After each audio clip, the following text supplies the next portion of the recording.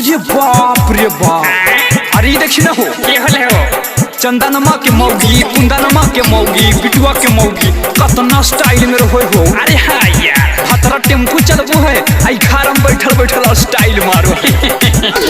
मौगी में मौगी, कुंदनमा के मौगी नहीं शरमाए। मौगी में मौगी, चंदनमा के मौगी नहीं शरमाए। भद्रा कमाबो है दिल्ली मौगी बैठल खाए। भद्रा चलाबो है टेम्पू मौगी बैठल खाए। मौगी में मौगी, राजुआ के मौगी नहीं शरमाए। मौगी में मौगी, बिटुआ के मौगी नहीं शरमाए।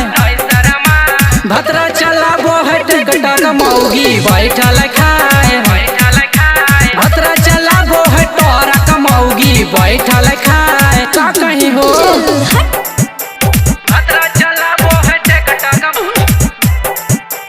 भद्रा चलाबो है टोरा का मौगी बैठल खाए। मौगी में मौगी, रोशनमा के मौगी नहीं शरमाए। मौगी में मौगी, गुलशनमा के मौगी नहीं शरमाए। भद्रा चलाबो है जेसीबी मौगी बैठल खाए। भद्रा चलाबो है टोटो मौगी बैठल खाए। मौगी में मौगी, विकासवा के मौगी नहीं शरमाए।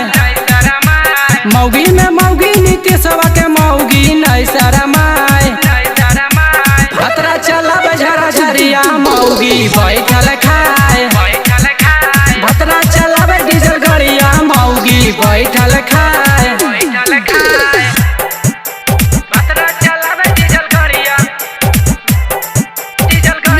मौगी बैठल खाए। भद्रा चलाबे डीजल गाड़िया मौगी बैठल खाए। मौगी में मौगी, परवीनमा के मौगी नहीं शरमाए। मौगी में मौगी, अरियनमा के मौगी नहीं शरमाए। भद्रा चलाबे बोलेरो मौगी बैठल खाए। भद्रा चलाबो है हाईवा मौगी बैठल खाए। मौगी में मौगी, दीपिका के मौगी नहीं शरमाए।